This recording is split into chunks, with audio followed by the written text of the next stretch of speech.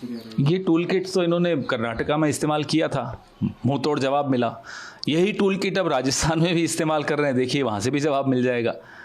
जिस देश में देश का राजा गर्व से कहता हो कि 80 करोड़ जनता को वो मुफ्त अनाज दे रहा हो, ये बोलते हुए शर्म आनी चाहिए हमें कि 80 करोड़ जनता को आपको मुफ्त में राशन देना पड़ रहा है, तो आप सोचिए आपने उनकी क्या स्थिति कर दी। विश्व बैंक, जिसका सर्टिफिकेट लेने के लिए मोदी जी बड़े लालायित रहते हैं, विश्व बैंक ने मनमोहन सिंह सरकार के बारे में एक रिपोर्ट में लिखा था कि 27 करोड़ लोगों को गरीबी रेखा से यूपीए की सरकार ने ऊपर उठाया। आज क्या स्थिति है? वो 27 करोड़ तो फिर से गरीबी रेखा के नीचे चले गए, ऊपर 14 करोड़ और गिर गए। ऐसे देश के प्रधानमंत्री को ये बोलने से पहले सोचना चाहिए कि उन्होंने इस देश की स्थिति क्या कर दी, बेरोजगारी की स्थिति, असंगठित क्षेत्र की स्थिति, महंगाई की स्थिति।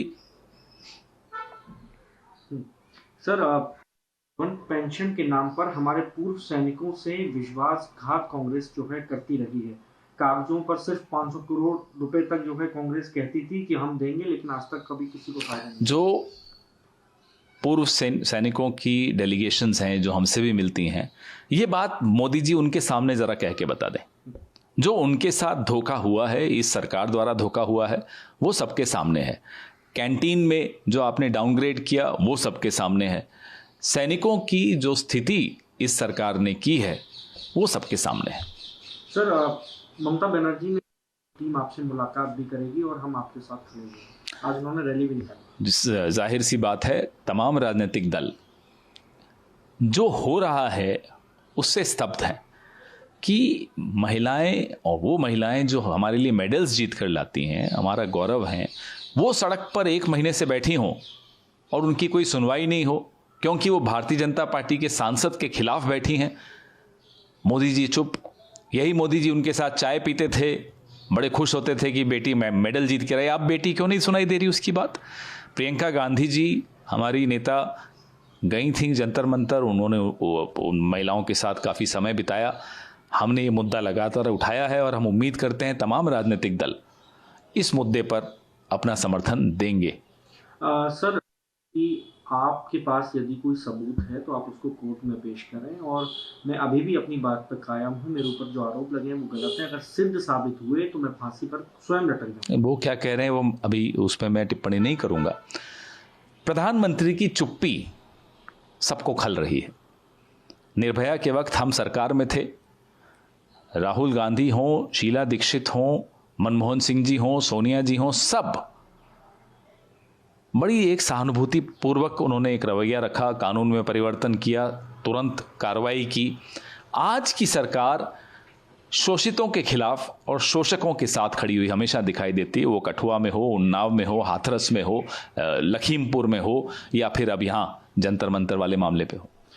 दिल्ली पुलिस सबूत नहीं है उनको गिरफ्तार करने के लिए। हम अगले 15 दिन में अपनी रिपोर्ट कोर्ट के सामने पेश करेंगे। आपको याद है भारत जोड़ो यात्रा के वक्त राहुल गांधी से कुछ महिलाएं मिली थी। उन महिलाओं के बारे में जानकारी लेने के लिए दिल्ली पुलिस के आला अधिकारी 2 बार राहुल गांधी के घर पे पहुंच गए।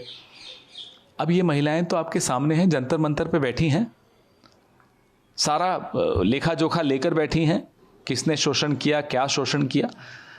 अब तो ढूंढना भी नहीं पड़ेगा आपको, फिर भी आप उनकी नहीं सुन रहे, ये समझ में नहीं आ रहा। सर, आखिरी सवाल, अनुराग ठाकुर एक बार फिर राहुल गांधी पर हमलावर हैं। जब भी विदेश जाते हैं वो आगे आकर ये कहते हैं कि वो अपमान करते हैं देश का। जो जंतर मंतर पे 1 महीने से हमारी बच्चियां बैठी हैं, विदेश में लोग नहीं देख रहे क्या उनको? वो अपमानित नहीं महसूस करते अनुराग ठाकुर? क्या वो देश का अपमान प्रधानमंत्री के हाथों से नहीं हो रहा है? कमाल की बात कर रहे हैं आप। सरेआम एक ऐसे व्यक्ति को बचाते हुए दिख रहे हैं जिस पर इतने संगीन आरोप हैं, तब आपकी बदनामी नहीं होती।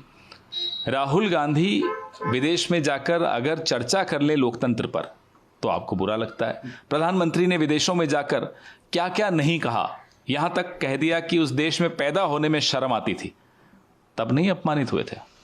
सर, इंडिया की जीडीपी, मैंने अभी आंकड़ा अच्छी तरह स्टडी नहीं किया, सरकार की प्रोजेक्शंस हैं, अनुमान हैं सरकार के। हकीकत क्या है वो आपको सड़क पर, पेट्रोल पंप पर, अपने अपने रसोइयों में हर 10 तारीख के बाद अपनी जेब में हम सबको सब मालूम पड़ जाता है। वो हकीकत किसी से छिपी नहीं।